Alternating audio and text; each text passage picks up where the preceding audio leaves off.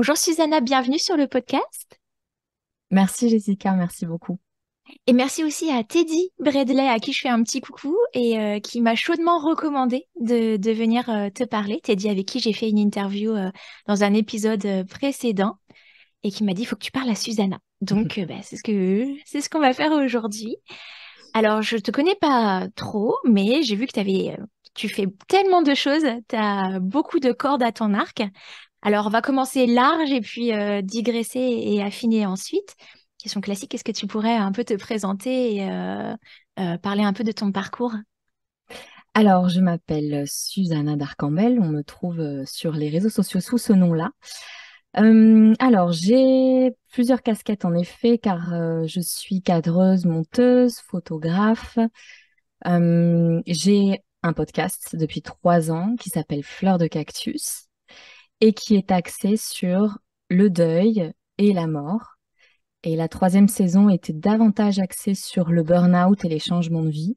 Le burn-out qui finalement est une forme de mort et de renaissance à soi quand on se donne la possibilité d'entreprendre des ajustements pour avoir une vie plus sereine. Donc voilà, je crois qu'en gros, voilà ce que je fais en ce moment. Je m'intéresse à plein de choses aussi à côté. Alors, on va commencer par parler de ton podcast, puisque c'est comme ça que ben, j'ai commencé à te découvrir. Fleur de cactus, je me demande en fait d'où vient le nom. Alors, Fleur de Cactus, c'est un nom que j'adore déjà. Je me lasse pas d'entendre le nom de mon podcast. Alors, je suis franco-mexicaine. Je suis née au Mexique, à Guadalajara. Ma mère est française, mon père est mexicain, et donc j'avais à cœur de rendre hommage à mes origines. Ça s'est fait de manière très inconsciente, je pense. Et comme le pays, enfin mais le Mexique a quand même un rapport à la mort très particulier, c'est naturellement que j'ai puisé dans cet imaginaire collectif pour créer ce nom-là. Donc le cactus, forcément, donc c'est le pays où il y a le plus d'espèces de cactus différentes. Et j'aimais la symbolique de cette plante-là puisqu'elle pousse dans des terres arides où il n'y a pas d'eau, donc a priori pas de vie. Et pourtant, il pousse bel et bien et très souvent, eh bien, il est fleuri. Donc la beauté peut naître dans des milieux parfois hostiles. Et je trouvais que ça renvoyait à la vie que l'on mène en fait ici. Et ça nous renvoie à toutes les belles choses que l'on peut créer à partir de moments où on a l'impression d'avoir touché le fond, notamment quand on a perdu un être cher. Et après, plus globalement, en fait, quand on est dans un changement de vie et qu'on doit faire le deuil, traverser un deuil qui soit lié à une rupture, à un divorce, à plein de choses, à un changement de travail, on est confronté en fait à cette transformation et donc à cette renaissance. Donc voilà pourquoi j'ai choisi d'appeler mon podcast Fleur de Cactus. Ouais, et c'est important de préciser en effet que quand on parle de deuil, on comprend souvent mort d'une personne, mais en fait Mm. des deuils, on en traverse. Il y a des petites morts en fait tout au long de notre vie. Comme tu dis, une rupture, mais aussi un déménagement. Nous, on a changé de pays il y a 1 an et demi maintenant, et ce saut-là n'est pas évident non plus à faire. Ça implique de laisser beaucoup de choses derrière soi, et même s'il y en a beaucoup devant nous. Il faut une certaine résilience et il faut être capable de laisser sa vie d'avant. Ça, c'est Mm. très difficile aussi.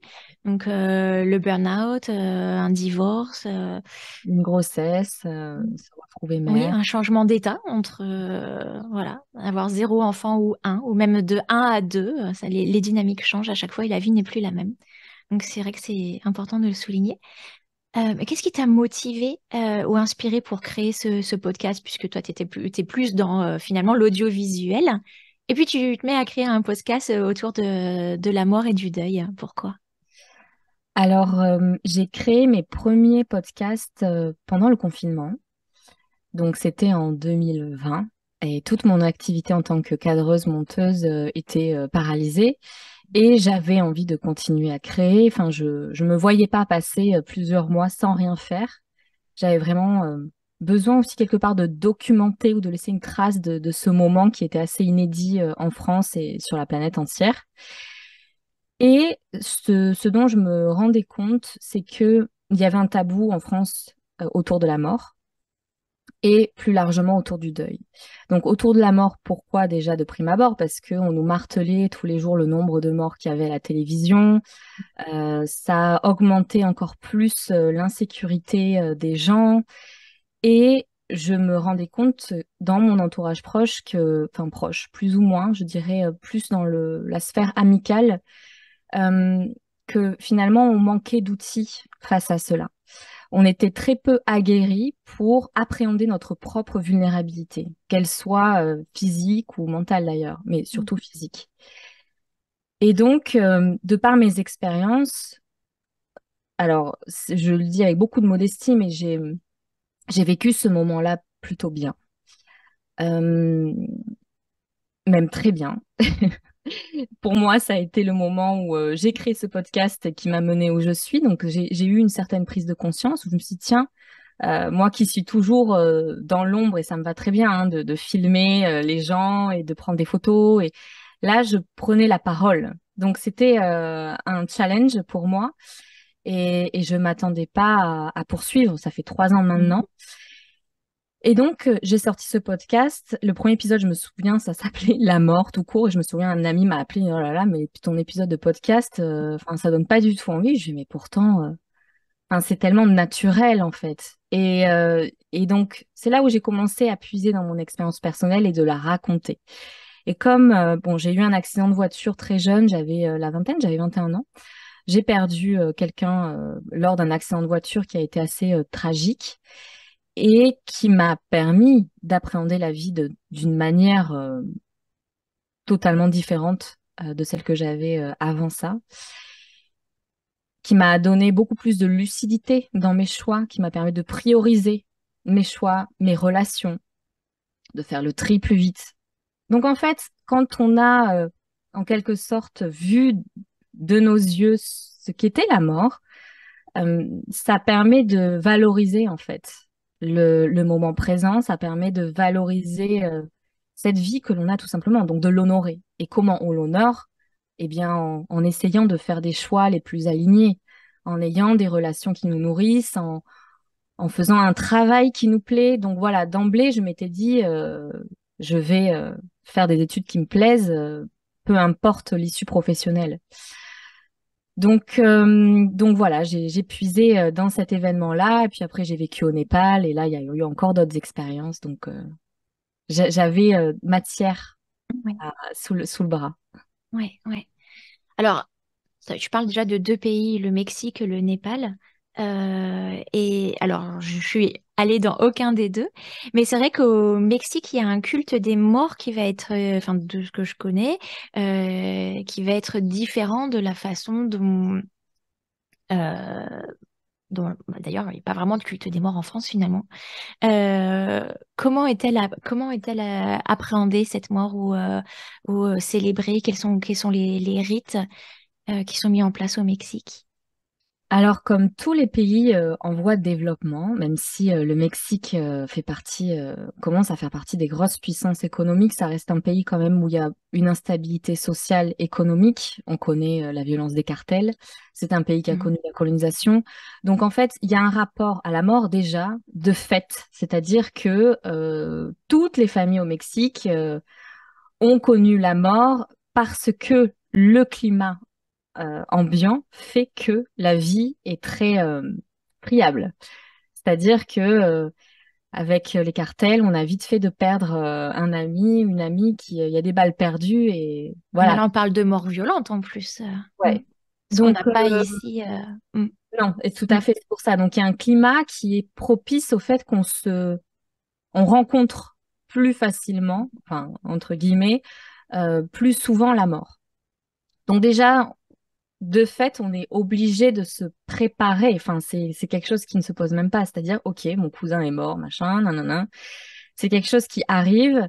Ensuite, il y a eu la colonisation qui a laissé une trace quand même bien présente dans l'imaginaire collectif et dans l'inconscient collectif.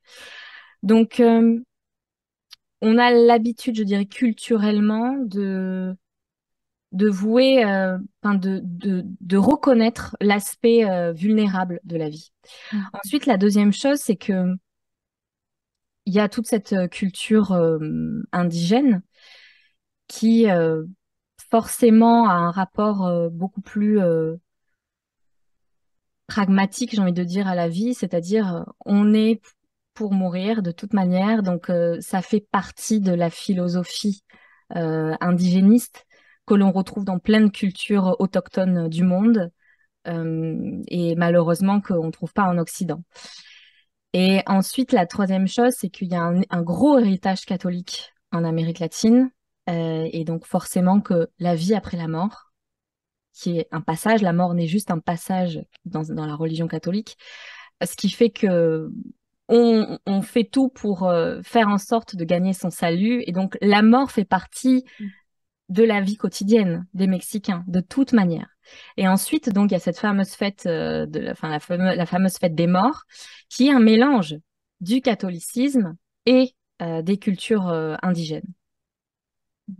Donc voilà, je sais pas si j'ai répondu à ta Ouais. question, Mais mais j'étais en train de me demander comment se fait-il que ça se soit perdu, puisque la France est un pays catholique également, mais qui n'a pas cette force Alors, j'ai peut-être tort quand je dis qu'on ne fait rien pour honorer les morts en France, puisqu'évidemment, il y a des obsèques, mais en fait, en elle, fait, elle ça s'arrête s'est là, en fait. perdue tout simplement par la laïcisation qu'il y a eu suite à la Révolution française. Ok. L'Église Mm. catholique avait beaucoup trop de pouvoir aussi. C'était une grande puissance jusqu'à ce qu'il y ait la Révolution française qui, qu'est-ce qui s'est passé? A laïcisé et donc a réduit drastiquement l'influence de l'Église et donc Mm. la religion et donc la spiritualité.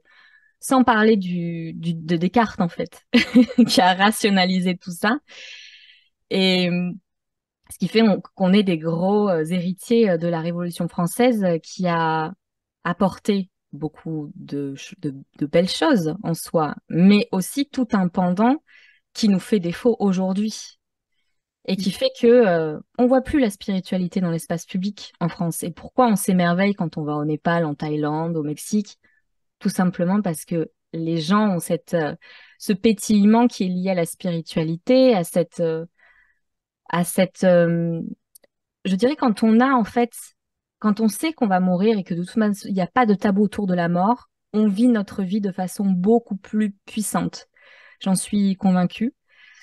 Et dans ces pays-là, quand on va au Népal, par exemple, à chaque fois, on s'émerveille, ah, ces gens sont tellement souriants. Mais Ouais. oui, c'est parce qu'ils ont une forme de sagesse en eux que nous, on a perdue, Mhm.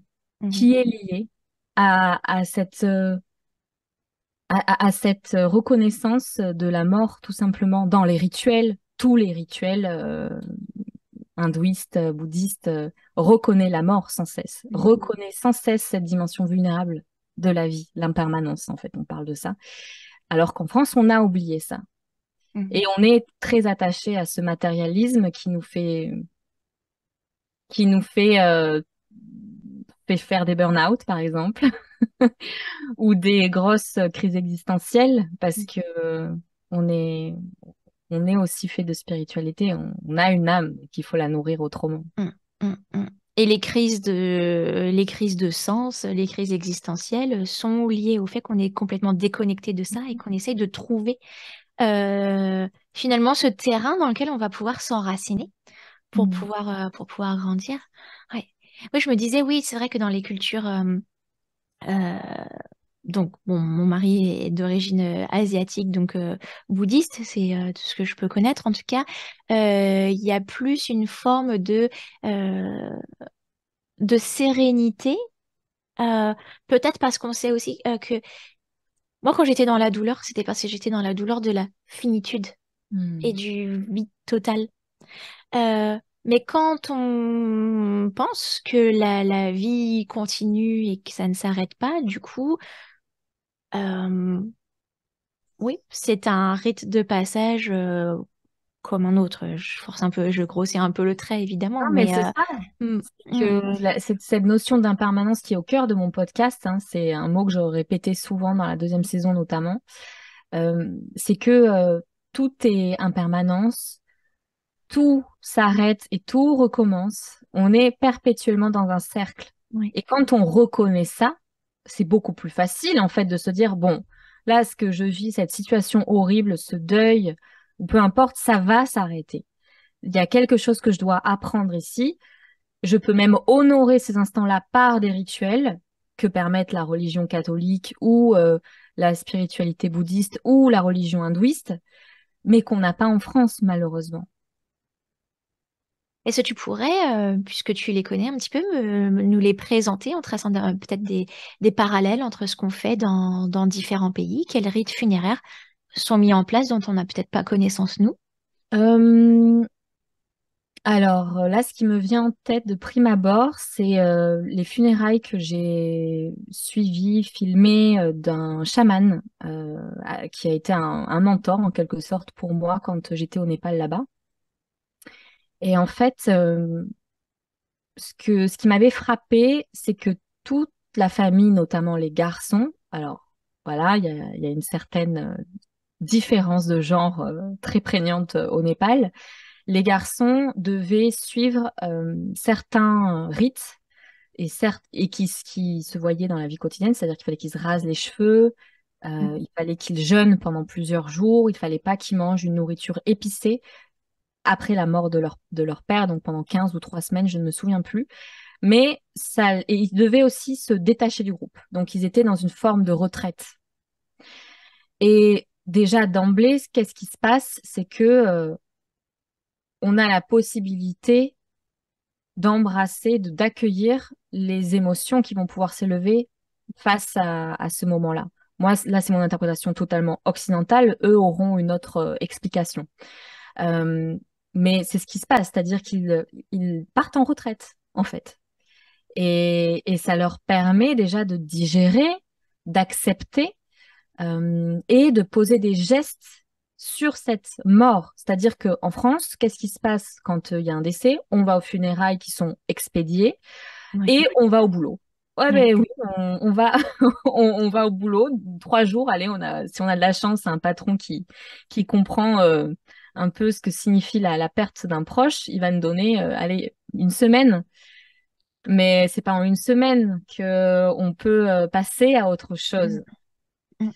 Et alors que au Népal, en tout cas dans ce pays-là, et je pense dans pas mal de pays d'Asie, c'est que il y a toute une répétition de rituels. C'est-à-dire que oui, il y a 3 semaines, mais après il va y avoir la mort de son anniversaire, ou même je crois même les 6 mois de la mort enfin les 6 mois de l'anniversaire de sa mort, 1 an, 2 ans. Après 5 ans, il y a des dates symboliques qui reviennent Ah ensuite. oui, ça va longtemps, ok. Ouais. Et après tous les ans, hein. Et Mhm. donc c'est ça en fait, cette ritualisation de la mort permet de le vivre dans le corps, Mm. donc de l'accepter quelque part, de le digérer. Et je pense qu'un psy va avoir une analyse beaucoup plus fine que la mienne pour essayer de comprendre qu'est-ce qui se passe dans la psyché, qu'est-ce qui se passe avec les émotions. D'un point de vue anthropologique, comment on peut l'expliquer? Ben, que ça permet de créer des liens au sein de la famille. Donc, les frères sont ensemble pour vivre ce deuil. Les femmes sont là pour s'occuper du foyer pendant que, voilà, tout le monde a un rôle bien particulier pendant ce, ce moment posthume, en fait, Mhm. de la mort. Les femmes ont-elles le temps de prendre le temps, elles aussi? Parce que C'est une bonne les hommes question. s'isolent. Mm. C'est une bonne question, mais je sais que la femme, en tout cas du chaman, il y en avait deux même, ces deux femmes vont réaliser des rituels de leur côté. C'est les matrones, en fait, hein, les matriarches. Donc elles vont avoir aussi un rôle particulier. Et puis après, tout le monde fait... Enfin, c'est tellement naturel, en fait, dans Mm. leur allumer des bougies, faire des offrandes de lumière, de fleurs. Ouais. C'est beaucoup plus apaisé. Et ici en France, en fait, les dates d'anniversaire, anniversaire de décès, évidemment, sont pas du tout célébrées. Mais c'est pas comme si on pouvait les oublier. En fait, c'est même des caps très difficiles. chaque année, donc les Son anniversaires de tabou. naissance, de décès, et puis aussi les Noëls ou toutes ces célébrations où il va y avoir un grand absent. Mhm. On a tendance à mettre un peu une chape de plomb Mais par-dessus, en tu fait. sais, enfin, je connais très bien la religion catholique aussi, et il y a tous ces rites, hein. Mais c'est juste qu'en France, on ne les connaît pas, on ne les connaît plus, on les a perdus. Mhm. Ouais. Euh, on prie pour ses défunts, on va sur leur tombe le jour de la fête des morts, qui est le 2 et pas à la Toussaint le premier. Tu vois, il y a une méconnaissance aussi des dates. C'est vrai que c'est pas haut en couleur comme au Mexique, parce qu'au Mexique, on va faire la fête, on va mettre la photo du défunt en énorme dans la maison, il va y avoir un hôtel qui va lui être dédié, Mhm. on va raconter des histoires dans certaines parties du Mexique, donc c'est Pascuaro, dans l'état du Michoacán, il me semble Oaxaca, à chaque fois je confonds, mais bon, c'est dans Coco en fait, l'île de Janitzio et Pátzcuaro, c'est les décors qui ont été utilisés pour faire le dessin animé Coco, je sais pas si... Ouais, je vois de quel dessin animé tu parles, mais je l'ai pas regardé. Et Mhm. regarde-le, faut Mhm. absolument que tu le vois. Je note. Ah ouais, ouais. Et donc, ils vont sur la tombe et ils mangent sur la tombe, ils dorment sur la tombe. Il y a beaucoup de lumière, beaucoup de fleurs, c'est très beau. C'est pas du tout glauque. Alors, pas du tout. C'est-à-dire que quand Mhm. tu le vois de l'extérieur, tu te dis, mais qu'est-ce qu'ils font? Tu te rapproches. Et là, tu vois qu'ils sont sur une tombe, quoi. Si tu ne savais pas où tu mettais les pieds. Il y a les mariachis, donc les musiciens qui viennent sur place. C'est un grand moment de partage, en Très fait. festif. Mhm. Et donc, Alors, on ouais. honore la mémoire du défunt. Mhm. Mhm. Ça pourrait paraître irrespectueux en France si on apportait son pique-nique pour s'asseoir sur la tombe de Exactement. quelqu'un pour manger. Mhm. Ouais. Très différent. Ouais.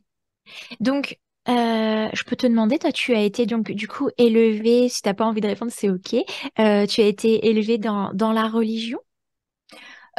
Alors, en fait, j'ai deux cultures, hein, vraiment mexicaine et Ouais. française. Dans la française, le catholicisme est très prégnant. Donc, oui, j'ai reçu cet héritage, on va dire. Et du côté mexicain, c'était beaucoup plus, enfin, c'est beaucoup plus lié au chamanisme ou à l'héritage indigène. Mon grand-père mexicain que je n'ai jamais connu était nahuatl, donc il parlait nahuatl et avait un gros héritage indigène aussi. Tous les Mexicains au Mexique sont métis, hein. Donc je ne dirais pas qu'il était autochtone. Il y a encore des communautés autochtones qui parlent à peine espagnol et tout Mm. ça, hein. Mais la plupart des Mexicains sont métissés et certains groupes sont beaucoup plus blanc, c'est-à-dire qu'il y a eu tout un phénomène d'endogamie pendant la colonisation où on se mélangeait pas trop. Et donc, il y a quand même dans certaines familles beaucoup d'héritage en fait Mhm. autochtone. Mhm. Mhm. Oui, d'accord. Et cet héritage, donc religieux et spirituel, puisque Mhm. Tout à dans fait, ouais. la façon dont voilà, quand tu t'exprimes, tu as l'air de les mettre vraiment côte à côte. Euh, Ils t'ont aidé au moment où tu as eu, toi, ce deuil, cet accident dont tu as parlé? C'est une très bonne question. Euh, oui, moi je me suis sentie protégée quand cela m'est arrivé. J'avoue qu'à la vingtaine, j'étais pas, je dirais que je commençais à devenir athée. J'avais fait un gros Ah, rejet de l'église, enfin, depuis déjà mon adolescence, et encore aujourd'hui, enfin, je ne me mhm, reconnais pas dans l'église catholique et le message catholique tel qu'il est véhiculé aujourd'hui, malheureusement, même si j'honore certaines figures du catholicisme. Euh, mais en effet, quand cela m'est arrivé, j'ai eu un rêve qu'on dirait prémonitoire, hein, mhm, la veille de l'accident de voiture, qui m'a permis quand j'ai vu arriver la voiture foncer sur moi, littéralement, mon corps savait en fait. Donc je me suis accrochée à la portière et dans mon rêve, je passais la tête la première contre le pare-brise. Et là, je savais que si je ne le faisais pas, en effet, je me prenais le pare-brise en pleine face. Et c'est là où je me suis dit, tiens, quand même, ça c'est fort. Il faut accueillir ça et mhm, qu'est-ce qui se passe? Et C'est ça que quand tu dis que tu t'es sentie protégée. ouais, Voilà, vraiment. d'accord. Mhm. Je ne sais pas encore qui, quoi, mais en tout cas, oui, une grosse protection et ça m'a fait prendre conscience que il y avait quelque chose de plus grand que nous. Mhm. Et donc, ça m'a permis de m'en remettre à ce quelque chose plus grand que nous. Donc, sur le coup, j'ai mis ça, Dieu, en fait, parce que bon, c'est aussi mon prisme. Et ça m'a permis, en fait, de me dire, OK, euh, si cela m'est arrivé, c'est pour une raison. J'ai été protégée, donc je ne suis pas morte. Donc, ça veut dire qu'il y a des choses que je dois comprendre. Et donc, d'emblée, ça permet de mettre en perspective le deuil qu'on vit. C'est-à-dire j'ai essayé de le rendre utile. Je, ça m'a donné beaucoup de force dans ce sens-là parce que j'ai rebondi très vite, bizarrement. Enfin, quand je regarde l'extérieur, je me dis, c'est quand même dingue. J'ai continué à voyager, je suis restée sur place. Euh, j'ai pas eu de trauma. Euh, Même maintenant, je peux en parler sans problème. Mais c'est-à-dire que j'ai pu en parler très vite sans me mettre à pleurer, alors qu'il y a des choses Mhm. de ma vie, tu vois, où j'étais plus jeune, où là, j'ai encore des années plus tard, j'ai eu beaucoup de mal pour en parler. Là, vu la violence des faits, bizarrement, j'ai réagi de manière très philosophe, en fait. Je sais pas comment Oui. l'expliquer. Mhm. Enfin, encore aujourd'hui. Et c'est très marrant puisque j'ai sorti le podcast donc des années plus tard et j'ai puisé en fait de la force encore dans cet événement-là. Mhm. Mhm. Ça a Donc dû planter une graine, en fait. oui, Mhm. Mhm. ouais, une graine de connaissance en fait, de se dire ok, eh bien on en parlait tout à l'heure, c'est reconnaître que tout est impermanent, que tout peut s'arrêter du jour au lendemain et qu'il faut honorer ce moment-là. On n'a qu'une vie. Et ce n'est pas, ça serait injuste, je sais pas pour qui d'ailleurs, mais déjà nous, la première personne, ça serait injuste de ne pas l'honorer en faisant des bons choix, en prenant le temps de faire des choix lucides qui vont dans notre bon sens, Mhm. qui vont dans le sens du cœur. Oui. Quand tu dis injuste pour je sais pas qui, je pense que peut-être tu veux dire injuste pour cette personne-là qui, elle, n'a plus Oui, la chance de pouvoir vivre et donc qu'il faut, nous, pas se laisser ouais, dériver et faire ce qu'elle ne oui, pourrait ouais, plus ouais. faire. Mm. Exactement. Cette personne qui est décédée était le compagnon, le chéri de mon cousin, donc son Donc amour. jeune. Ouais. Donc jeune, et puis il faisait partie de la famille, quoi. Donc c'était quelqu'un que j'aimais beaucoup, qui m'a beaucoup montré, appris. Donc oui, c'était, ça se posait même, je me posais même pas la question. Il fallait que je fasse quelque chose du Mm. cadeau qu'il m'avait fait en me permettant d'être en vie. C'est Enfin, remarquable parce que tu es resté dans la vie et dans la philosophie tout de suite, alors que face à un événement déjà qui est soudain, qui est brutal et traumatisant, ça pourrait aussi être légitime de sombrer dans la douleur et, et mais voilà, c'est et de pour ça, remonter qu'après avoir touché le fond, en fait. Beaucoup de personnes tu qui font ça. vois, tu disais si Mm. mes croyances m'avaient permis de remonter. Si je prends cette croyance que j'ai en Dieu, en quelque chose de plus grand que nous, Mm. c'est de s'en remettre à quelqu'un, en fait. Tu sais, donc tu t'es beaucoup plus advienne que pourra, en fait. Hein, ou Mm. les musulmans diraient Inch'Allah, en fait, ou Mashallah. C'est, c'est tout de suite, ok. Ce qui arrive de toute manière, je n'ai aucun contrôle dessus. La seule chose que moi je peux faire, c'est essayer de faire des choix plus intelligents ou de voir où est-ce que je peux agir. Bon, là, je suis très influencée par la philosophie stoïcienne aussi. Où est-ce que je peux agir? Où est-ce que je ne peux pas agir? C'est très important aussi. Ça permet de se dire, bon, ok, là, sa tristesse, lui, je ne peux pas la gérer.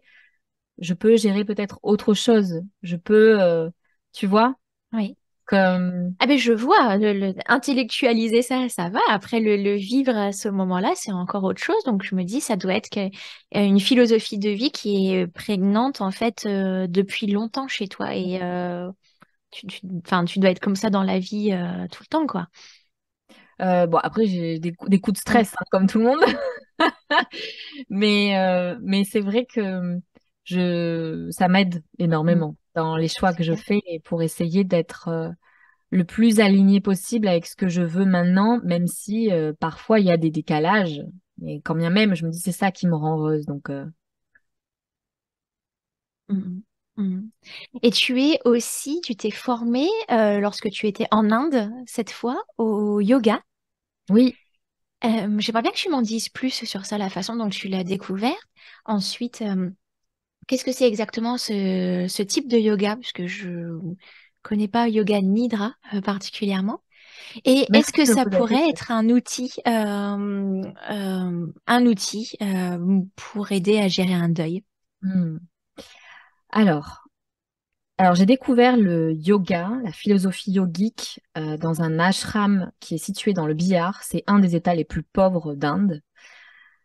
J'y suis restée un mois et je pensais y rester une semaine. J'ai découvert là-bas la philosophie du yoga et le yoga nidra. Donc, c'est là-bas que j'ai été initiée. Et ensuite, c'est très récent hein, que je me suis formée pour avoir cette certification, pour pouvoir, moi, à mon tour, donner des séances de yoga nidra. Mhm. Je me forme avec eux d'ailleurs à distance. Et alors, tu me disais en quoi ça consiste, c'est ça le Mhm. yoga nidra? Mhm. Le yoga nidra, c'est une pratique qui a été créée par Swami Satyananda Saraswati, qui est une grande figure spirituelle en Inde.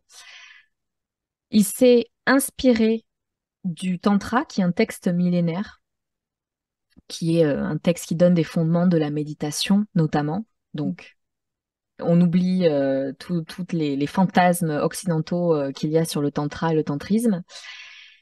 Et en fait, qu'est-ce qu'il a fait? Il a voulu systématiser tout un protocole pour que on puisse, occidental, toute personne puisse accéder aux bienfaits de cette pratique. Cette pratique-là, Yoga Nidra, donc il y a yoga qui signifie union, unité, le yoga, donc ce qu'on fait quand on fait des postures, voilà, c'est chercher un certain équilibre et d'être dans son corps en conscience et dans son esprit en conscience. Et Nidra, ça veut dire sommeil.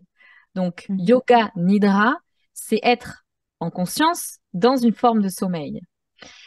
Le Yoga Nidra nous place dans un état entre éveil, donc éveillé, et de sommeil. On est vraiment balancé entre les deux, ce qui nous permet de toucher du doigt certaines couches de la psyché. En termes psychologiques occidentaux, on parlerait d'inconscient et de subconscient. Mhm. En termes plus philosophiques yogiques, on parle du soi, de l'atma. On parle, enfin voilà, donc je m'arrête là.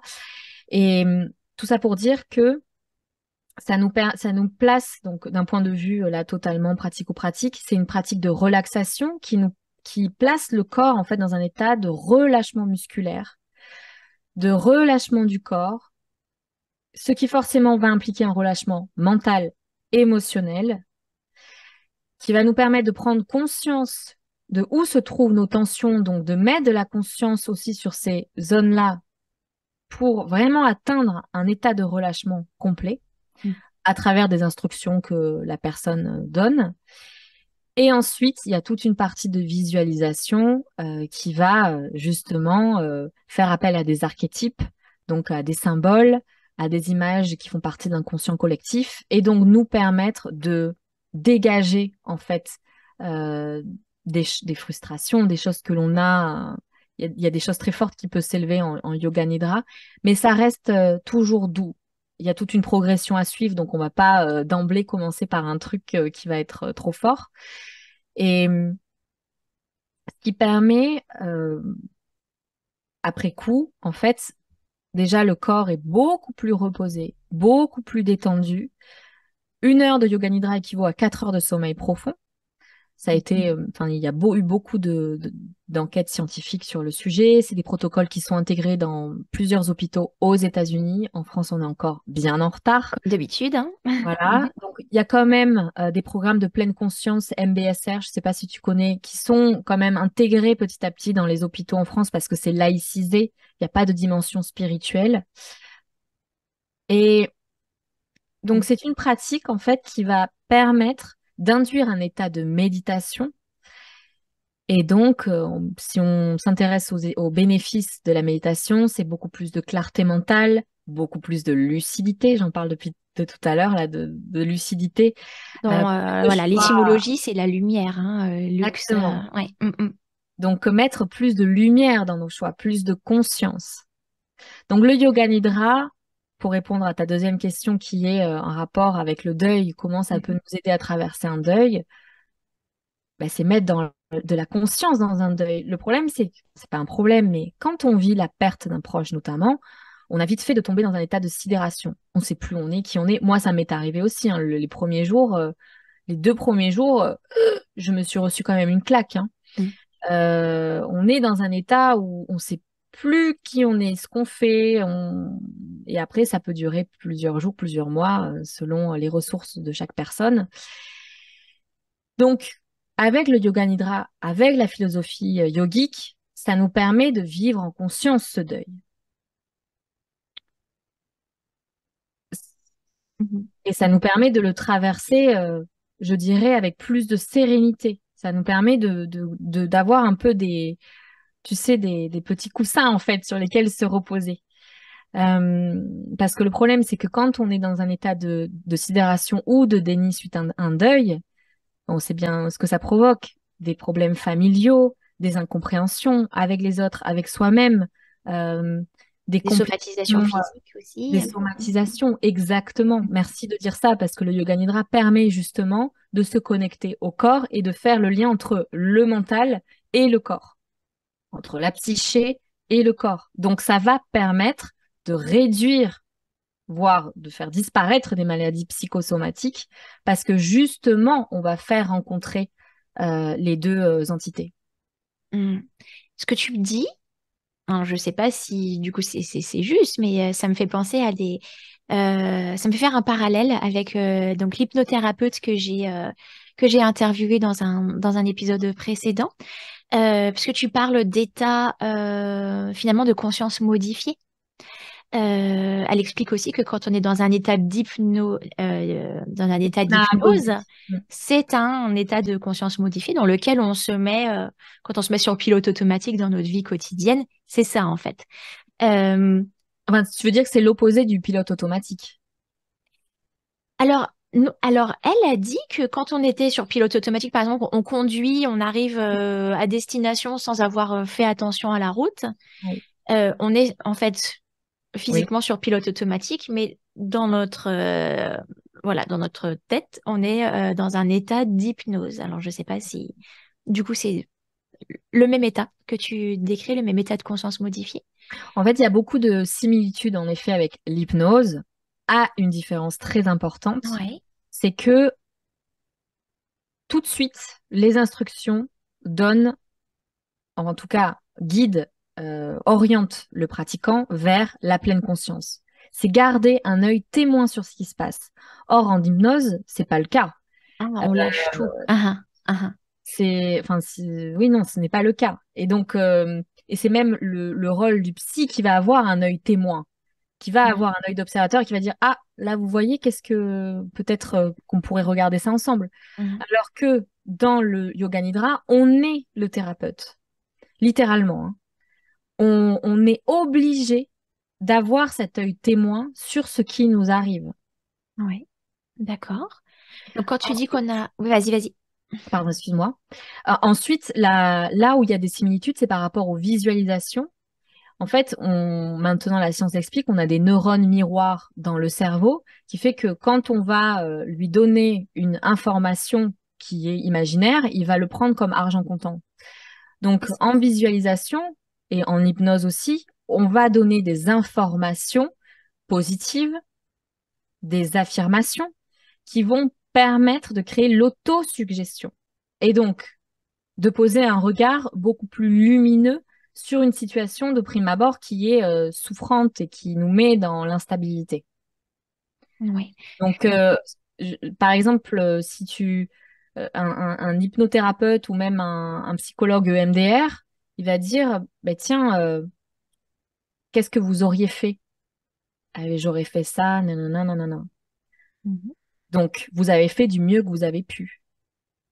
Mhm. Donc oui, j'ai fait du mieux que j'ai pu. Donc tu vas donner des informations dans un état de conscience modifié, qui est un état où en fait l'inconscient et le subconscient sont beaucoup plus réceptifs au message. C'est ça, hein. En Yoga Nidra, en fait, on essaie de créer cet état de réceptivité et de pleine conscience.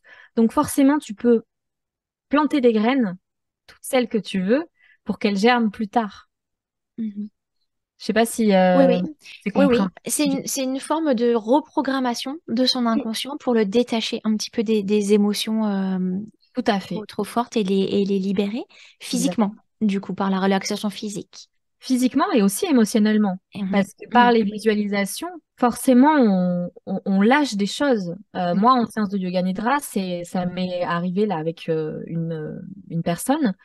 Euh, Elle était beaucoup dans la saisie dans la vie de tous les jours, dans tu vois, la colère, la frustration. Il y a une situation qui vraiment Mhm. lui Pèse. tape en plein Mhm. cœur. Mhm. Et c'est une personnalité très forte, qui est quand même très battante, très guerrière. Et quand on a fait la séance de Yoga Nidra, à la fin, elle s'est mise à pleurer, mais d'apaisement, en fait. Et ça lui a fait beaucoup de bien, en fait, de lâcher.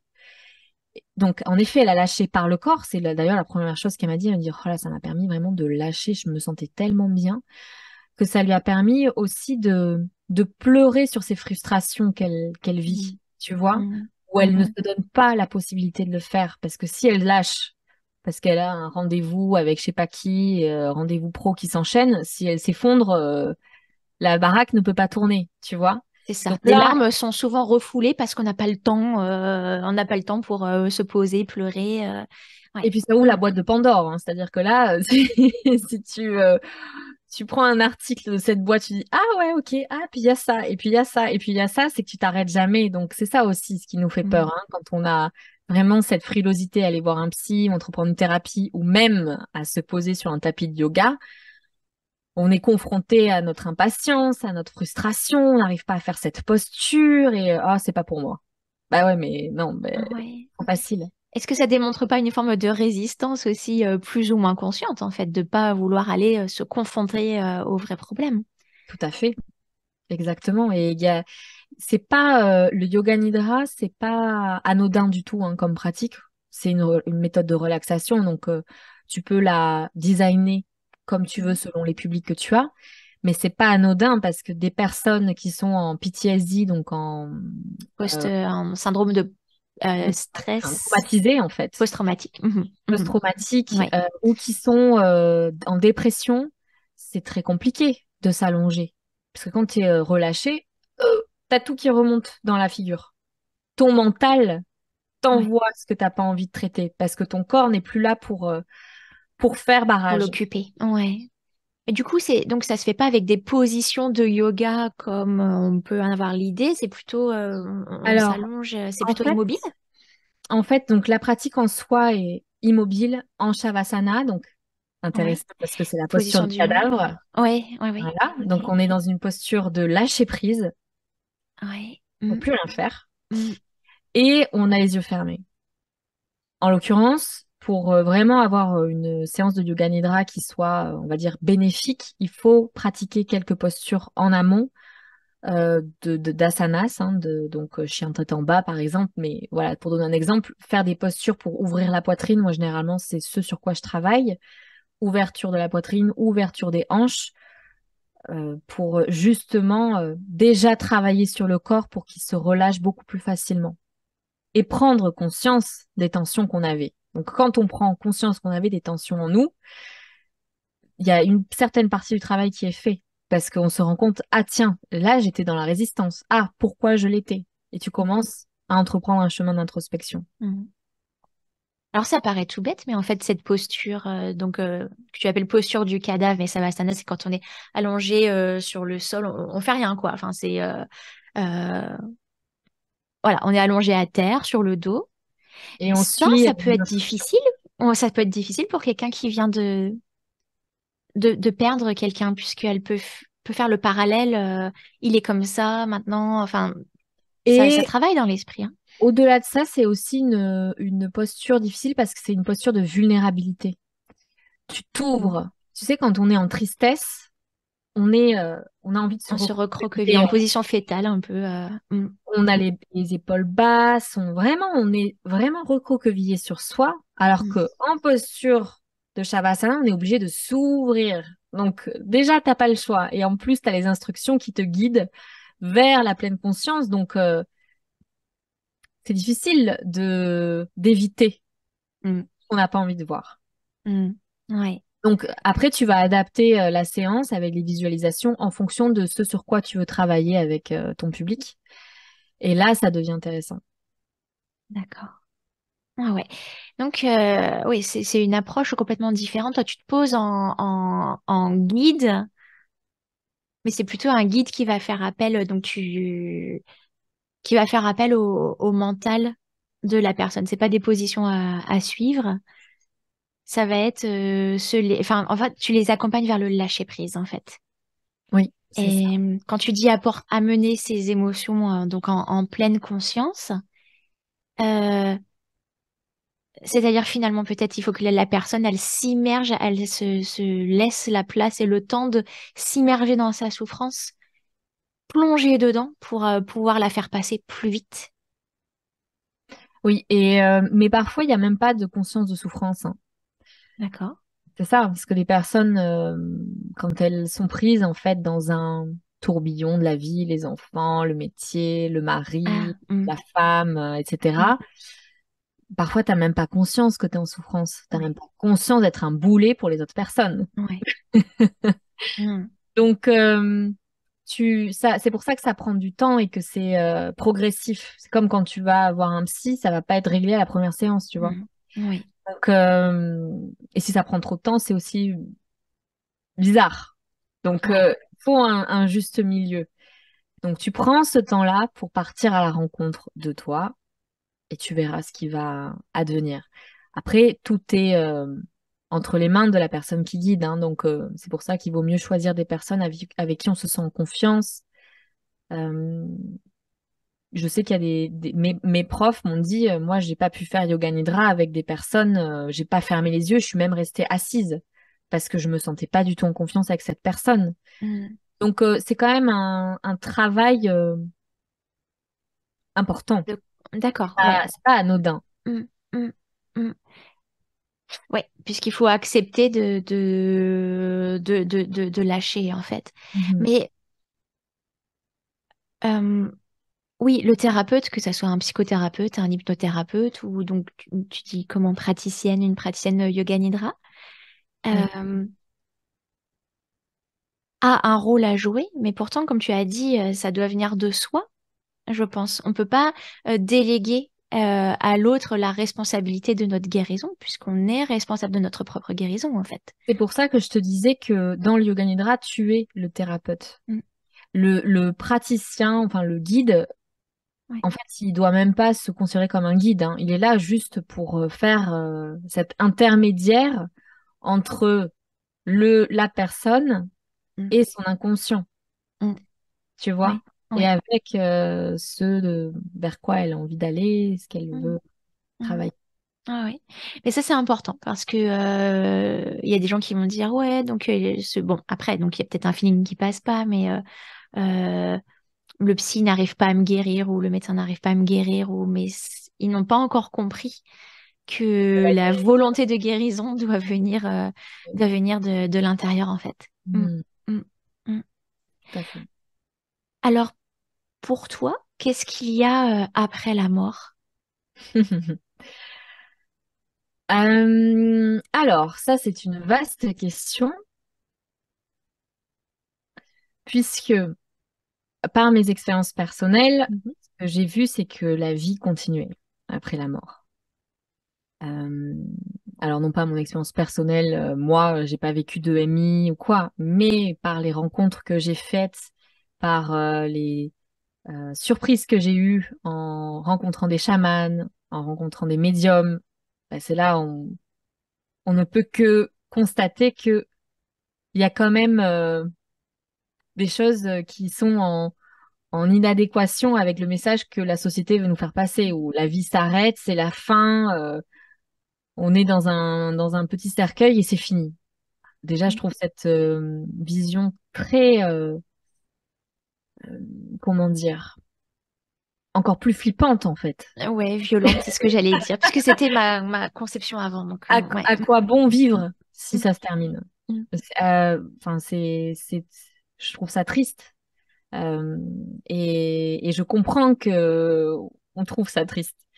Donc, la vie après la mort, pour moi, qu'est-ce qu'il y a après? Alors, je n'ai pas de réponse comme ça à te donner claire, nette et précise parce que je suis encore en recherche, mais la vie continue. La vie n'est la mort n'est qu'un passage. Et si on s'intéresse au bouddhisme, eh bien, le bouddhisme va proposer encore une autre vision. On va parler de samsara, donc on se réincarne en mhm. permanence pour purifier du karma tant qu'on n'a pas compris le Les message. leçons. Mhm, Ça va mhm, revenir en fait en mhm. permanence. Le catholicisme va encore avoir une autre vision, c'est-à-dire que soit on va au paradis, soit en enfer, soit au purgatoire. Je trouve ça aussi, Un peu dichotomique, là, pour le coup. ouais, Ouais. là, ça manque quand même pas mal de nuances. Mais finalement, ça, j'ai envie de dire que c'est une interprétation humaine des messages qui ont été distillés par le Christ en l'occurrence. Ouais. Mhm. Euh, donc, moi, j'ai pas une réponse toute faite. Je dirais juste que la vie continue et que on peut se connecter par le cœur, par la pensée, avec nos défunts. Et que c'est très important de le faire parce que ça va nous donner beaucoup d'amour aussi. Euh, Ça va nous permettre de se rendre compte qu'en fait, la vie continue de par le souvenir. Rien que ça. C'est-à-dire sans aller dans des choses un peu perchées ou quoi. Rien que de poser la photo d'un défunt quelque part, de lui dédier un hôtel, ça va nous faire beaucoup, beaucoup de bien à nous déjà. Mhm. Mhm. Et de se rendre compte que cet héritage qu'il nous a laissé continue de perdurer à travers les souvenirs qui vont nous donner envie, tiens, pourquoi je ferais pas la recette de mon grand-père ou de ma grand-mère qu'elle m'avait apprise, enfin, tu vois. Ouais. Donc, forcément que la vie continue. On perdure même à travers notre identité, puisqu'on hérite, bon, ça dépend qui est ce proche, mais on peut avoir hérité de ses valeurs, notre personnalité s'est forgée parce qu'on l'a rencontré aussi. Exactement. Mm, mm. Je vais te poser quelques questions finales à brûle pour point, pour savoir un petit Mhm. peu ce qui te vient donc en premier à l'esprit. Qu'est-ce que c'est pour toi la spiritualité? Alors, la spiritualité, pour moi, je vais m'appuyer sur l'étymologie du mot spiritus qui veut dire souffle, en fait. Le souffle, c'est quelque chose de primordial dans le yoga. C'est ce qui nous permet de nous connecter à notre corps. Quand on pose notre attention en pleine conscience sur le souffle, ça nous permet de nous connecter à notre corps, à notre pensée. Et puis, selon la spiritualité que l'on choisit, en tout cas si c'est le yoga, c'est de d'accueillir ce qui s'élève, de poser son attention sur ce qui s'élève et de laisser partir, de rester observateur, de pas s'accrocher. Donc en fait, pour moi, la spiritualité, c'est essayer d'être en conscience, de garder cet œil témoin et de faire du coup des choix spirituels dans le sens où ils vont être alignés avec la vie que l'on veut. C'est gagner en sérénité de par ces choix qui vont être alignés. Donc je pense que la spiritualité, c'est ça, c'est cette sagesse qui découle de cette connexion à soi. Quel est le but de la vie selon toi? D'apprendre. D'apprendre, pour moi, ça serait ça. Je passe mon temps à lire et à Mm. apprendre. Donc ça, c'est ma vérité, mais chacun a la sienne. Quel genre de livre lis-tu? Là, c'est la question de grande Voilà. lectrice aussi qui J'en vient ai être plein, titillée. plein, plein, mais après, je dirais que j'ai des bibles, comme je les appelle, où je puise très régulièrement des enseignements. Bah, tu vois, là, j'ai la Bible du yoga en face de moi, j'ai le dictionnaire des plantes médicinales, j'ai la Voix du tarot de Jodorowsky. Voilà, ce serait ça mes références. Ouais, des puits sans fond Ouais, pour apprendre en fait. Ouais, exactement. ouais. Est-ce que tu as une routine ou un rituel qui te permet de te sentir bien au quotidien? Alors, oui, je dirais que je l'ai découvert il y a peu finalement. Euh, c'est essayer de revenir dans mon centre avec le yoga nidra. Donc, le yoga nidra, c'est pas devenu une routine. Je le fais hein, de manière régulière en semaine, mais c'est pas tous les jours. Mm. En plus, j'ai plus l'impression de donner des cours que de, de Oui, moi. ouais, d'accord. Mm. Mais je dirais que le rituel qui me fait du bien, ouais, c'est de me poser, de réciter un mantra et juste d'être dans le moment présent et de me dire, bon, ok, là, comment je me sens tout de suite et de faire en conscience après. Mm. Alors, je dis pas que c'est toujours la pleine conscience tous les jours, hein, pas du tout. Je suis un caractère très sanguin, je peux partir au quart de tour. Donc, heureusement que j'ai cette pratique-là dans ma vie pour me permettre d'être plus lucide, mais je sais, là, c'est pas le terme, je dirais plus, euh, comment on dit, plus Recentré, équilibré, oui. moins, tu vois, être pas trop dans l'excès, c'est-à-dire être Mm. Mesuré. mesuré, Mm. merci. Mm. Voilà, être plus mesuré. Mm. Est-ce que tu as une devise? Oui, je pense que la devise que j'ai, c'est celle des stoïciens. Mhm. Alors, je la connais pas par cœur, mais c'est où est-ce que je peux agir là maintenant, tu vois? Ouais. Euh, ah oui, la phrase des stoïciens, c'est il y a des choses sur lesquelles on peut agir et il y a des choses sur lesquelles on ne peut pas agir. Donc toute la question est de savoir où est-ce qu'on peut orienter son action. Et ça, je trouve que c'est quelque chose de très utile parce que on est souvent face à des impasses, que Mm. ça soit avec des clients, que ça soit face, je sais pas moi, une amie, un ami, un collaborateur, à notre famille.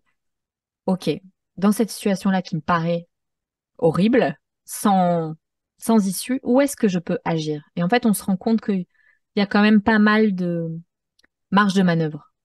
Mhm. Oui, parce qu'on est beaucoup à s'accrocher sur les éléments qui sont hors de notre contrôle Exactement. et à vouloir leur résister. Donc, qu'est-ce qui est hors de mon contrôle et dans ce que je peux contrôler? Donc, ben, voilà, le champ des possibles. Oui. Hmm. Est-ce qu'il y a autre chose que tu voudrais ajouter ou qu'on n'a pas abordé? Non, j'ai beaucoup apprécié cet échange. J'aurais voulu aussi te poser des questions. Oui, bien sûr. Moi, j'en ai une du coup. Oui. C'est qu'est-ce qu'il y a après la vie pour toi? Euh, pour moi, forcément, maintenant, il y a une continuité également. Je pense que c'est comme passer une porte ou passer derrière, on dit souvent de l'autre côté du voile, donc c'est ça en fait, passer derrière le rideau. Et je pense pas que ce soit tellement différent. En fait, si je me raccroche enfin raccroche, en tout cas si je me réfère aux témoignages d'expérienceurs, et aussi aux témoignages de médiums. Ce qui me surprend, c'est ça, c'est un décalage, bien qu'il y a voilà, dans les témoignages donc d'expérienceurs, de personnes qui ont vécu des expériences de mort imminente, chacun le voit, chacun, en fait, je pense que la nouvelle réalité de l'autre côté, elle se dessine par rapport à, c'est une projection de nos pensées. Donc c'est pour ça que chacun va vivre dans des réalités différentes. En fait, c'est comme si on se crée son monde intérieur et c'est là qu'on va. Euh, Malgré ça, il y a des dénominateurs communs. Et notamment, les expérienceurs ont, au moment de leur départ, beaucoup voient la Terre s'éloigner. Donc ils voient leur quartier, et puis leur ville, et puis la France, et avec cette image et ils le disent tous, le retour à la maison. Donc Mhm. ça, je me dis, bah, c'est intéressant parce que ça veut dire quoi en fait qu'on n'ait pas de source terrestre, peut-être, et donc peut-être que la réalité elle est ailleurs dans une voilà un trou noir, un trou de verre. La physique quantique a encore énormément de choses de mystères à essayer de percer. Je me dis peut-être qu'on repart voilà dans un endroit qui est physiquement différent. Et en Mhm. même temps, il y a d'autres types de témoignages, et là, beaucoup, plus des médiums, ou donc des défunts qui viennent passer des messages par leur intermédiaire, qui disent que, enfin, qui auraient tendance à suggérer en tout cas que la vie continue dans un monde qui est finalement assez similaire aux autres et Mhm. qui pourrait peut-être même être le nôtre, mais à un niveau vibratoire différent. Mhm. Nous, les corps physiques, on est donc la matière physique et matière dure et palpable. C'est une vibration forcément assez basse puisque tout est très dense. Et du coup, je me demande si la réponse, bon, que je pourrais jamais avoir, mais n'est pas plutôt en couche d'oignon, avec des niveaux spirituels différents dont on peut s'élever et quelqu'un qui vient nous visiter pour nous donner un message doit faire un effort conscient pour redescendre un petit peu en vibration pour pouvoir nous atteindre. Donc, il y a ces deux versions-là, et puis elles sont peut-être même pas incompatibles, mais du coup, pour moi, c'est comme, tu sais, comme on dit, l'univers est infini. Enfin, il est tellement immense que quand je regarde les étoiles, en fait, mon cerveau, il bug parce qu'il n'est pas capable d'appréhender la vastitude, enfin, ou l'immensité de tout ça. Le cerveau humain ne peut pas se représenter ça. Et Mhm. donc, je pense que c'est la même chose avec l'après-vie, que c'est tellement grand et riche et profond et subtil et, enfin, que notre filtre n'est pas capable d'en saisir en fait toute l'essence. Mhm. Donc, mais clairement, ça continue et même on est veillé et on est accompagné à chaque moment, en fait. Quand je me sens un petit peu seule ou triste, je me dis, mais il y a quelqu'un qui veille sur toi là en ce moment, donc non, t'es pas seule et pff, ça repart. Hmm. Mhm. Ça serait ma réponse à moi. Ouais, merci. De rien. Merci beaucoup. Hmm. Je te remercie pour cet échange extrêmement riche. J'espère que ça aura donné des clés donc aux auditeurs donc pour essayer d'affronter leurs épreuves, les petites et les grandes en fait, à la fois les messages de sagesse et de philosophie que tu as passés, à la fois peut-être l'outil de Yoga Nidra, une ressource dans laquelle on peut peut-être aller essayer si ça résonne avec vous.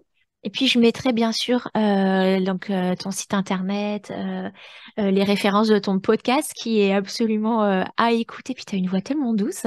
Je pense elle fait beaucoup de bien. Moi j'ai découvert il y a pas longtemps et j'enchaîne les épisodes puisque quand tu donnes des interviews ou même quand tu parles toi-même, il y a beaucoup de richesse dedans. Donc je pense que ça peut être une aide.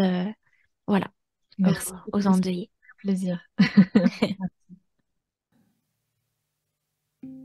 Deuil et spiritualité est produit par moi-même, y compris la musique jouée au handpan. Pour me suivre ou me contacter, rendez-vous sur mon site jessicatricno.com. Vous trouverez le lien dans la description.